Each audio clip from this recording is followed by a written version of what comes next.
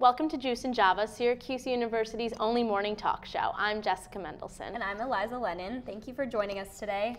So it's finally fall, the cold temperatures are here. It's a little bit disappointing, Yep. but the leaves are really pretty right now, so It's it makes beautiful up out. for the cold a little bit. It does, but one of my favorite things about fall is just like everything is so delicious. You get all the pumpkin stuff. You have to break out your sweaters and be cozy all the time. Yes, exactly. We just wrapped up midterms week. How did that go for you? I actually haven't had a midterm yet. My first one is this week. Okay. I'm only in 4 classes, senior year, slacking off a little, you know. Only one midterm. So I'm sure you've had your fair share of midterms, though. Yeah. How about you? It went well. I got my work done in advance, so it wasn't too much of a problem, but I'm glad it's over. Definitely. So a great fall activity when it starts getting cold, going to the movies. Yes, there are so many movies coming out that I'm really excited to see. Me too. I was just watching the trailer for Skeleton Twins with Kristen Wiig and Bill Hader. Bill Funny. Hader, always my favorite. Yes. He was on SNL last weekend and I loved it. Oh, I'm so sorry I missed that. I really want to see that. Yeah, he's great. I know you recently saw Gone Girl. How was it? It was amazing. I don't know if you've read the book. Mm-mm. It keeps you very entertained the entire time. Is it one of the movies that stays true to the book? It did, yeah. Okay. It's like a psychological thriller, so there's always something happening.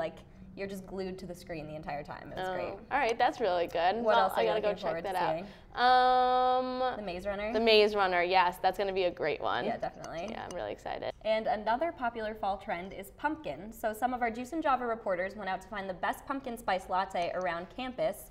And College Eats' Abby Rosenblum is going to teach us how to make your own. Fall is in full swing, and you know what that means. It's pumpkin spice latte time. We're here on campus to see what students think is their favorite coffee place by doing a taste test. Let's see what they have to say. We asked students where they get their coffee from. I usually get pumpkin spice lattes from Starbucks. I mostly enjoy coffee from Starbucks. Let's see who the real winner is.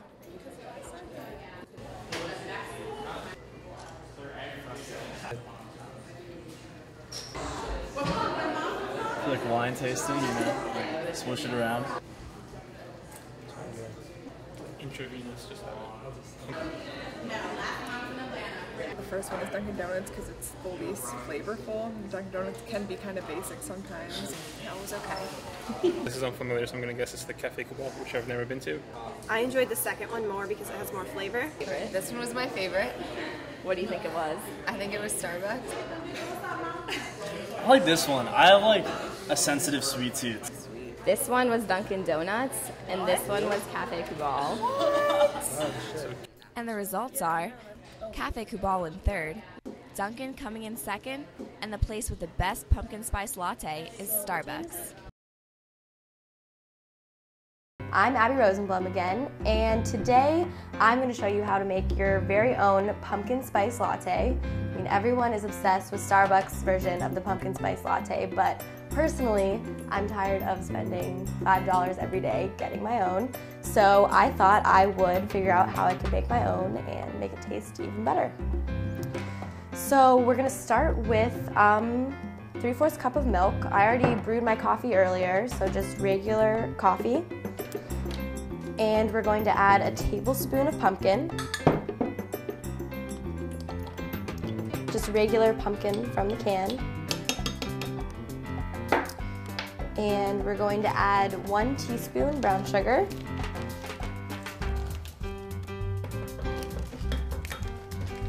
As well as a teaspoon of vanilla extract.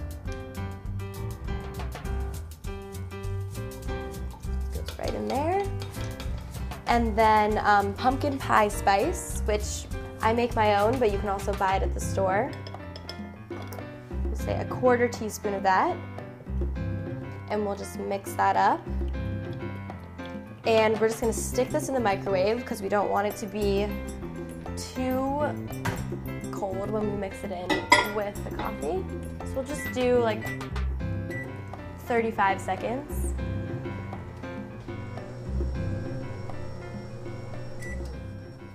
Okay, perfect. Let's take this out. God, it smells amazing. And grab our coffee. And put them in our Starbucks cups. We know it's better than Starbucks. Pour your coffee in, and then this.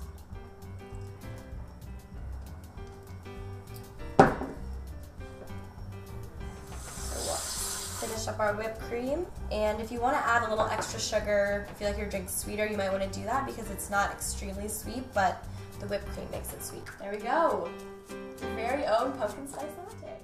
Welcome back to Juice and Java. I'm here with Chase Catalano, the director of the LGBT Resource Center at Syracuse University. Thanks for being here today. Thanks for having me. So as director, can you tell us where the center is located and what are some of the things you do around campus in general? Sure. We're located at 750 Ostrom, which is in between the Daily Orange and off-campus and commuter services. We do education, outreach, and programming. That's the easiest way to describe what we do on campus for LGBTQ students, faculty, staff, as well as develop allies. We do trainings.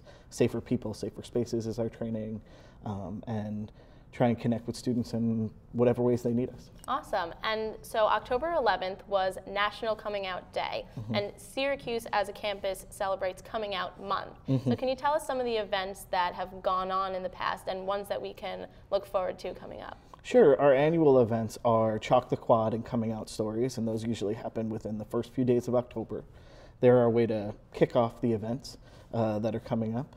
For Coming Out Day, National Coming Out Day, we published the You Are Not Alone list, and this year we had over 100 additional names than last year, so that was exciting. Fantastic. And then later in the month, Monday, October 20th, we have the Out at Work panel for folks trying to negotiate coming out, being out, going through the job search process. And of course, the event that everyone's looking forward to, which is the Laverne Cox keynote on October 29th. That's awesome. So when do tickets come out for the Laverne Cox keynote? Tomorrow morning, 11 a.m., Shine box office. They're free, limit 2 per person. Okay. What's the process for getting Laverne Cox to come to campus? Well, first we asked for additional money because the Resource Center budget could not afford bringing Laverne Cox. And that process started in January of this year.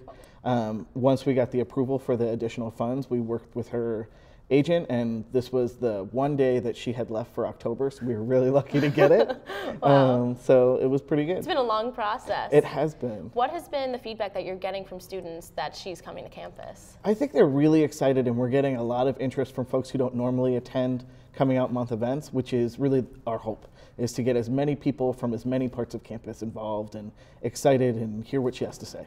That's awesome. What are some of the other events besides Coming Out Month that you do at Syracuse that really has high student attendance, both from people of the community and allies? I would say the Rainbow Banquet, which is our end of the year graduation event that happens every year in April. We usually get a great turnout for that. We do a variety of events throughout the year that are consistent, like our discussion groups, and we get pretty good turnout for those which are usually every other week.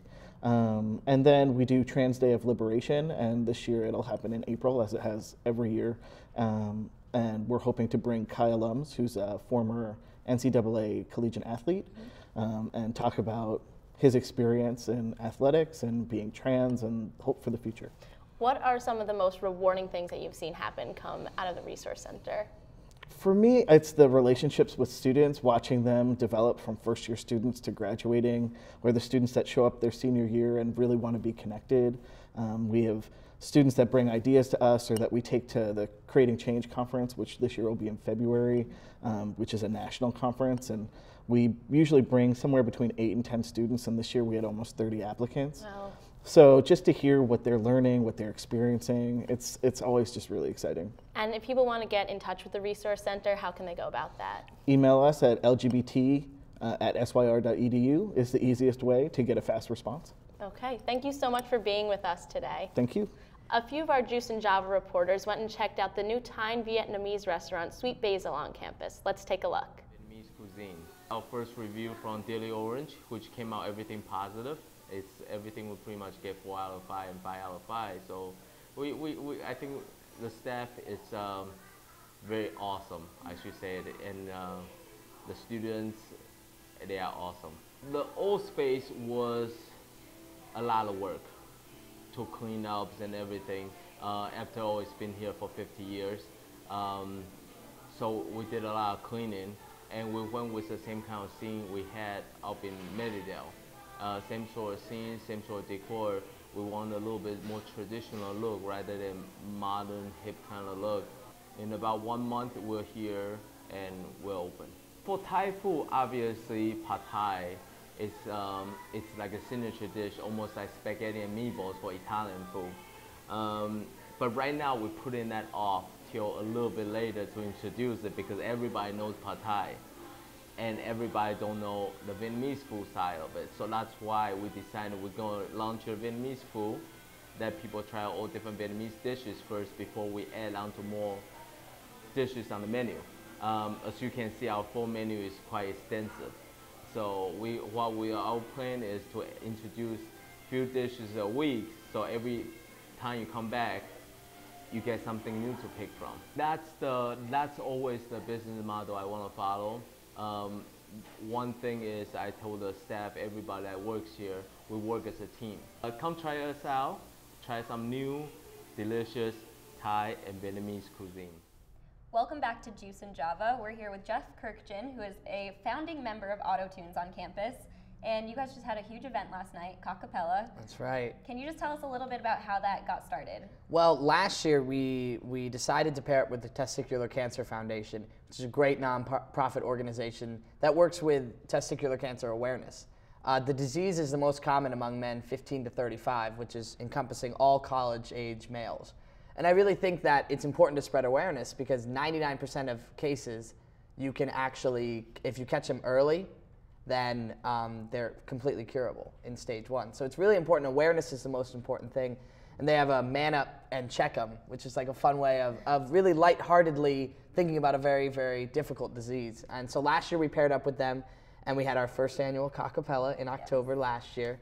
And we raised $1,500 the night of the show, and it was a huge success in our minds. And as president of the time, I was head over heels. I was the happiest guy on earth. I never thought that we would have that much support from the community and from the students. And then this year we held the second annual Cockapella, and it was a blast. We really filled Hendricks Chapel, and it just seemed like everybody had a good time. Yeah. And so with the fundraising for the second year, you guys wanted to definitely raise the bar. What are some of the things you did differently, and do you have a number of how much you raised yet? Well, what we did differently was we had our pre-fundraiser, which is something we've never done and have considered doing in the past, but this year we said, let's just do it, let's kill it, because the one thing we noticed is my mom couldn't make it to the show last year. A lot of parents, live all over West Coast, East Coast, South. And they were like, how do we donate? And we're like, maybe send us a check, I don't know. So we decided to go with a pre-fundraiser through a website, fundraiser.com, that allows you to take donations via credit card and PayPal. So that ended up being a huge hit. So before the concert even went off, we raised $2,600. That's amazing. And then last night at the concert, we raised $2,000. Wow. So at the concert, it was a huge success. So total of $4,600 going to the Testicular Cancer Foundation. I have a smile on my face. Yeah, I know. That's great. What were your expectations going into it? Did you expect to make that much? I was amazed with the pre-fundraiser. To raise $2,600, I was head over heels. I thought we would raise a little over $1,000, but I really think it was the raffles that put us over and got us closer to $2,000. We had some really great ideas. Our PR director, TJ, really pulled out his guns for this one and did a really good job. So how did you go about getting the other performers that came, the ones that aren't, Orange Appeal was obviously there, right, but they're an SU group. So what about the ones that weren't SU? Well, what's really cool about the a cappella community is you really make friends very quickly because everybody bonds over coming together to sing. And we've met both of these groups in former competitions. ICCA's 2 years ago, we met the Buffalo Chips, and we kind of became friends with them. We competed against them, but it was a very healthy relationship, healthy rivalry. So we kept in contact, we traded emails, said if you're having a concert, call us. If we're having a concert, we'll call you. And the Fredonia Gorillas, actually one of our members, Kyle, is good friends with one of the members and said, hey, they've never traveled before, they're a relatively new group, and we obviously, being only 3 years old, relate to new groups. So we said, come on down, and they had a blast. Everybody had a good time. I think the all-male aspect really added to it, and the two guest groups and Orange Appeal really got into the cause, which really meant a lot to us because we're always driving to the cause, Testicular Cancer Foundation. And as you can tell from the donations, it was a very successful night, but I really think awareness was spread as well, and that's the most important part. That's great. And I know one of the things that people are looking forward to, you raised enough money, and you're going to be waxing your chest and your legs. Right. Both? It is both, for sure. Yes, it is both for sure. The deal I had with the group was we were worried about pre-fundraiser. How do we get people to do it? And I said, well, we need some sort of incentive to get people to do it. So we need somebody to do something stupid, is the way. And you were the one who ended up. And we were like, we could go, you know, we could run around campus in our boxers, like we were like, no, it's not good enough. We need something really good. So I'm known for being a rather hairy individual. It's just a family thing. I've got hairy legs. No big deal. Keeps me warm in the winter. And they said, Jeff, would you be willing to shave your chest if we did it? And I said, sure. For $1,000, we raised $1,000. And they say, well, everybody, like guys do that to their chest all the time. Excuse me.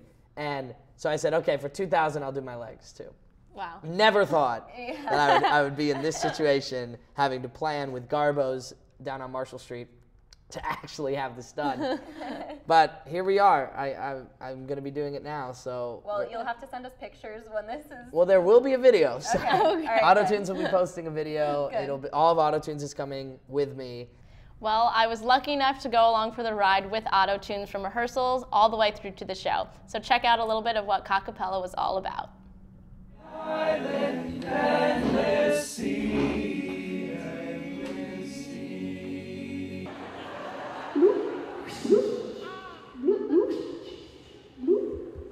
What makes me happy? Not with me. Don't have just shiny teeth, I love them. Just shiny your love. Should I talk to you when I got shiny teeth and me? I think we're close enough.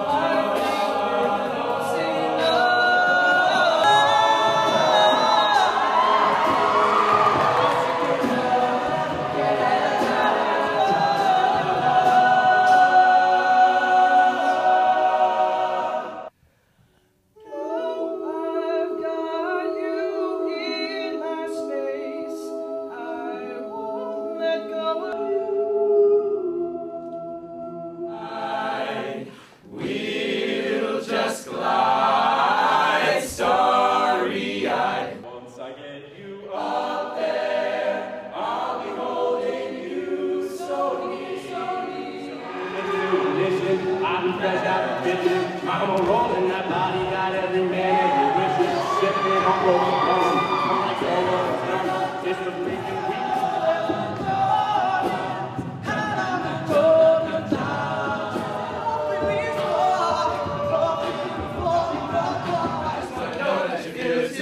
There is nothing left to hide. I don't want another pretty face. I don't want just anyone to hold. I don't want my love to go to waste. I want you in your beautiful soul. Welcome to an exclusive Juice and Java interview with Ricky Smith, who's a freshman here at SU in the Bandier program. Welcome, and thank you for being here with me. Thank you for having me. All right, so starting out, can you just tell us a little bit about your background with music? How'd you get started and realize that that's what you wanted to go into? Yeah, definitely. I started singing first when I was about 11 years old. It kind of began a little bit as a joke. Like I'd hear like opera singers doing like the national anthem or like God Bless America. And for some reason I thought it was like funny to imitate that, and then so I started off doing that and kind of like became more serious over time. Realized that you were kind of good at it. And yeah, I don't know if it was that so much as just like doing it, and it was like, this is fun, you know, this is something I like doing. So I started when I was about 11, and I started playing guitar around 13 and piano around the same time. And then when I was in high school, I started recording and writing my own songs in my bedroom with my laptop, and I had a lot of fun doing that, and I kind of did that thing for a couple of years, and then I started recording in a studio when I was a senior in high school, and from there just like started taking it more seriously, you know, getting better, improving, and yeah, you know, just ever since I've been enthralled, you know. It really just comes from, like, the reason I'm interested in, the reason I do music is because I love it so much, you know. That's where it really comes from, it's just a passion and a love. So can you tell us a little bit more about Made at SU and how you got involved with that this year? Because that's new. Yeah. Okay. Yeah, totally. Ulf, who is on the staff for the Band Year program, who's an amazing guy, incredible guy, and created so many opportunities for me, and I just have so much respect for him. He runs an A&R, I think it's called, I don't know what it's formally called, but it's an A&R class. And so in the A&R class, he brought in one of the tracks that I'd recorded and played it for the class. And in the A&R class, there are 2 people from the audio arts program. Just to clarify, that's like talent scouting? Talent scouting, okay. yes. For those who don't, I'm sorry, like these are just like no. random terminology. But yeah, so it's like talent scouting. Okay. And so yeah, he brought it into the class, he played for them, and then 2 people from the audio arts program were in there. And you know, like almost immediately they reached out to me and told me about their, like the Made at SU and what they were trying to do. And I was totally on board from the beginning. A great group of people, and you know, we started off just like, hey, let's do a show together, and started off with that. Had an amazing show at Funk and Waffles a couple weeks ago, and it was just a very successful experience. You know, a lot of people from my program come through, which is great. A lot of support, and yeah, we just, you know, started a working relationship together based on, like, you know, they heard my music and they reached out, and that's how all great things happen. You know, it's just like people connecting. So what else are you doing for this year to kind of get yourself out there in the community? Are you doing more shows like Funk and Waffles, or? Yeah, no, definitely. Definitely more shows in the future. I don't have any scheduled right now, okay. But that is something that is on the horizon for sure. I've started collaborating with a bunch of producers and writers on campus, which has been awesome. A lot of people in my program, some other people that are not in my program, just like, it's ridiculous, like the amount of talent that's just like out there. And so, yeah, I've started connecting with different people from campus and like recording in the studios on campus. Like I was in a studio in Newhouse the other day, working on some tracks, which I'm really excited about. And just, you know, more playing around campus. If anyone's seen me just like, you know, sitting randomly like playing. What is the song called that you're going to be playing for us? The song that I'm going to be playing is called Drunken Stork. Okay. I wrote it when I was like 14 or 15, and it's about not getting along with your parents. Okay, great. So stay tuned, and Ricky will play us Drunken Stork. This is Ricky Smith, and this is a song I wrote called Drunken Stork.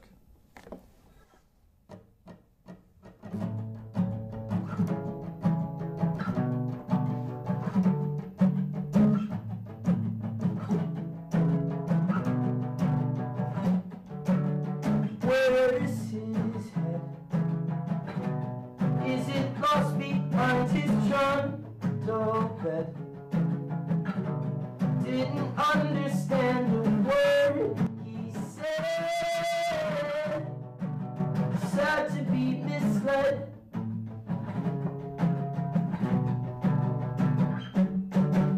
It could be on the internet or on TV. So he's got 2 eyes to see. He's blinded by his worldly things. You would like me to be better, I would like you to be fair. Thrust into life together with no chance to compare. So unaware and unprepared. Why do you care? Why do you dare and despair? Life isn't fair. Underage, under control. Hope I die before I get paid old.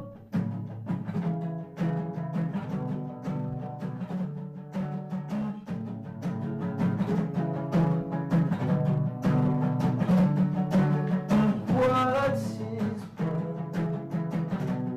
Get it right, I just don't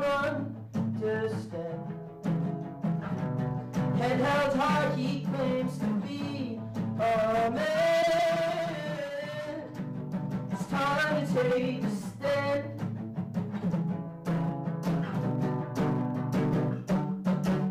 Don't be blunt.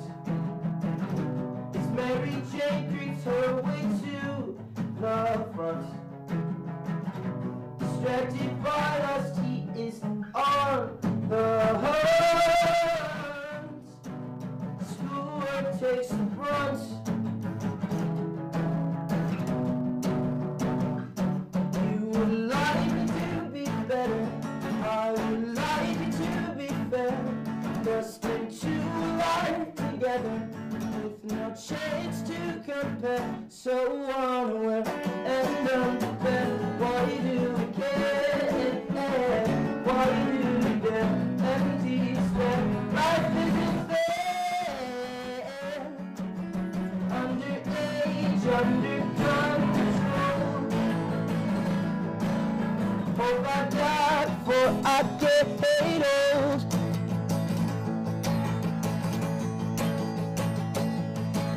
Where did we go wrong? When will we move on?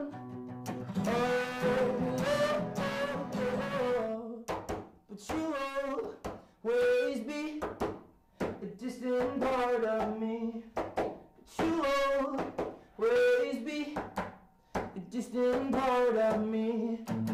But you'll always be a distant part of me. But you'll always be a distant part of me.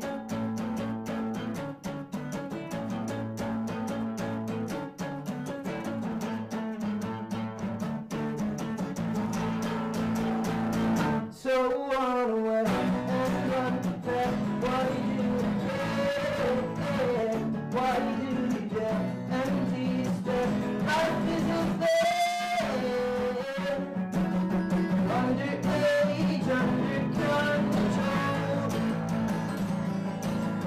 Hope I die before I get paid old. Oh, underage, under control. Hope I die before I get paid old.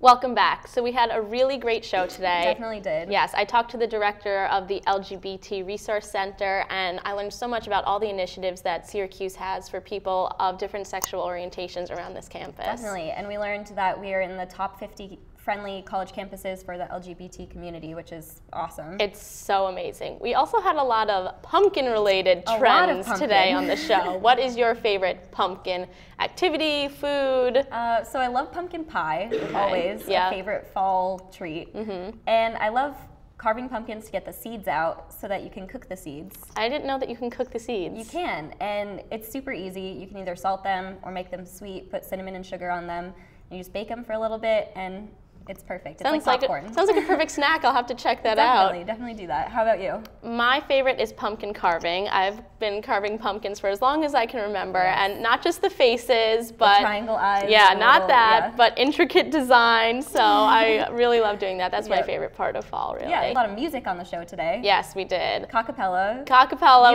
You were with them through the whole process. Yes, from rehearsals all the way through to the show, and every single time I watched them, I was in awe. It ended up being an amazing show. Yeah, they raised so much money. They did. So much money that Jeff is going to be waxing his chest and his legs, which is That'll be so very hilarious. Can't wait for him. Yeah, I can't wait to see the after picture for that. That should be good.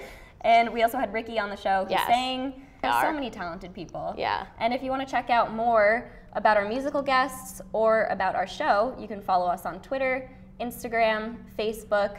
Check out our YouTube page for more shows. Follow us on Pinterest. Exactly. I'm Eliza Lennon. Thank you so much for joining us today. And I'm Jessica Mendelson. We'll see you next time.